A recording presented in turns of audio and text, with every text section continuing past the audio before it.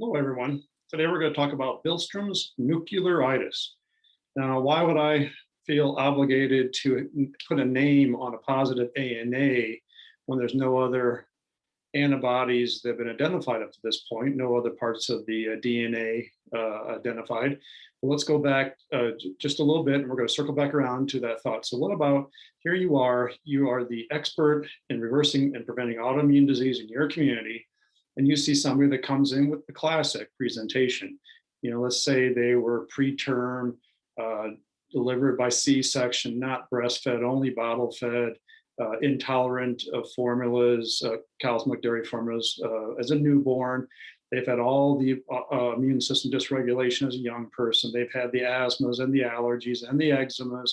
They've had the recurrent ear infections, strep throat, sinus infections, lots of antibiotics, early use of antibiotics, recurrent use of antibiotics as a young person.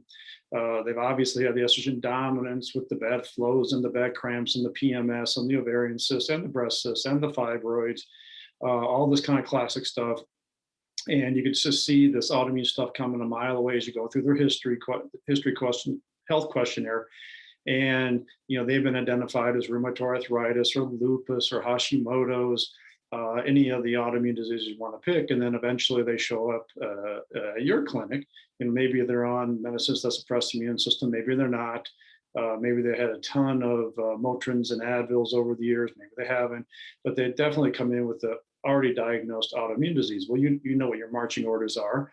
But what about if that same person with all that stuff, just, obviously, why they got an autoimmune disease? Well, they come in to see you, and the only thing they have positive is an ANA positive. Now, maybe they were diagnosed with a positive ANA and they sought you out, or maybe you in your initial labs find a positive ANA. And no other autoimmune, signs are there. But let's say, for the sake of argument, they don't even have Hashimoto's. They don't even have any TPO antibodies. They don't even have any thyroglobulin antibodies.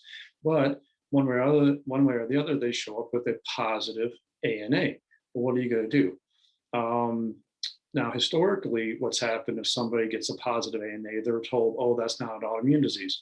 And so historically, what they're told is, well, we're just going to watch it, and we're going to wait, and we're going to wait for you to get worse and worse.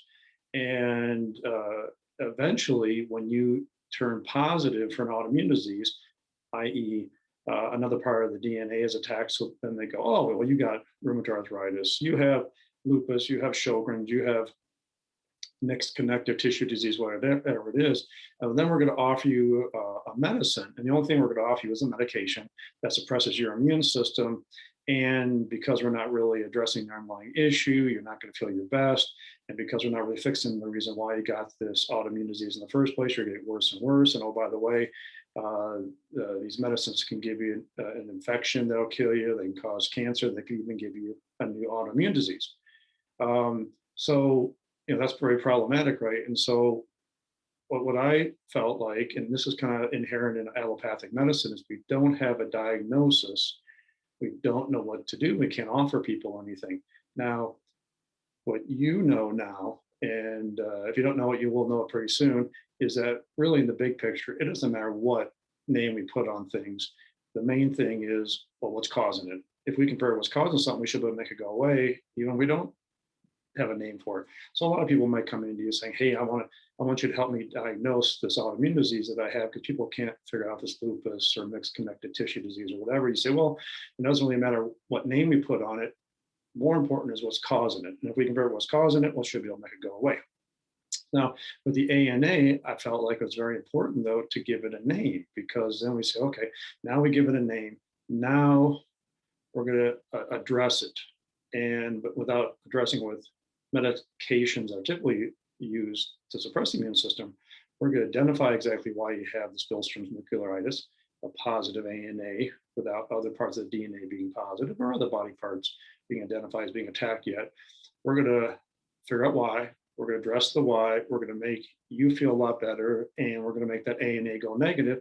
Now you got rid of the Bilstrom's nuclearitis. But we have a name, so now we get to move on it.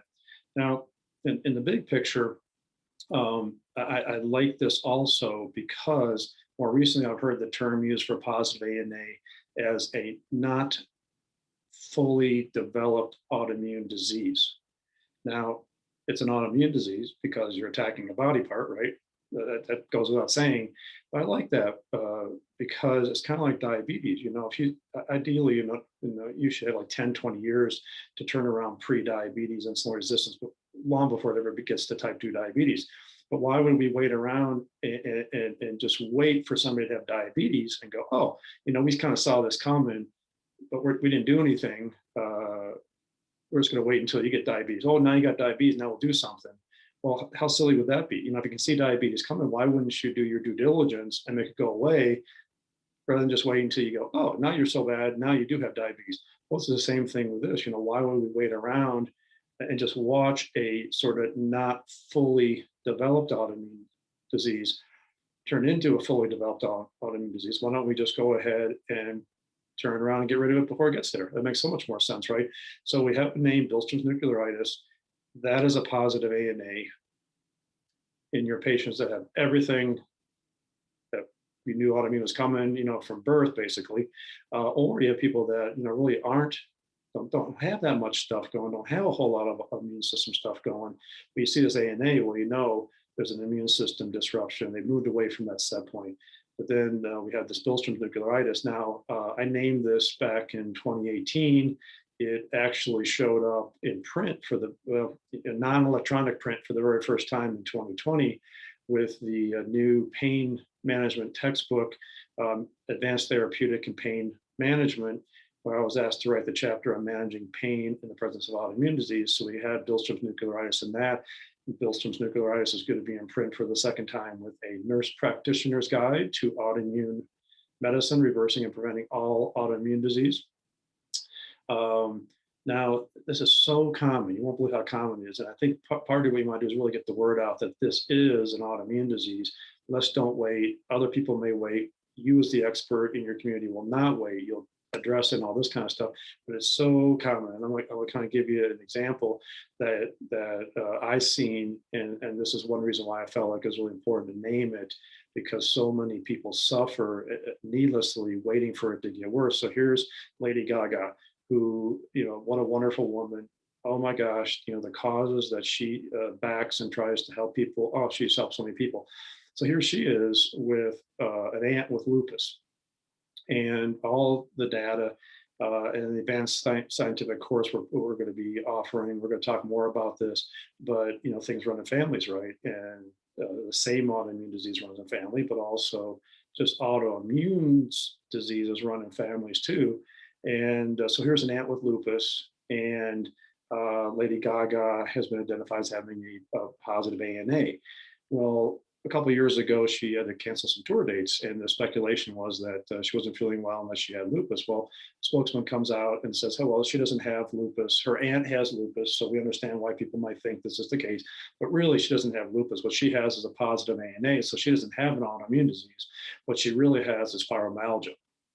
Well, as you know, whatever causes autoimmune causes everything else in a person. So whatever's causing the positive ANA in her is causing the fibromyalgia. And it's the one reason why up to 40% of people with rheumatoid arthritis have fibromyalgia, because they really go together. But also, there's no reason why you can't make the ANA go negative and make the fibromyalgia go away. Or if you have the rheumatoid arthritis, try to make it go away, make the fibromyalgia go away. So here's a very famous person that ideally, should have the ability to have the finest medical care there is.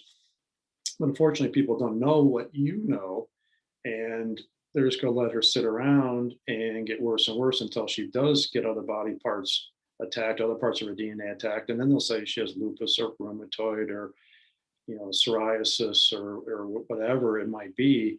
Well, here's this Bilstrom's nuclearitis that if people know this is a disease and know, though, that there's a different route to go rather than medicines that suppress the immune system, not only will the Lady Gagas be in a position to feel better, but every patient out there with a positive ANA who does not, has not been told this is truly an autoimmune disease will be told that.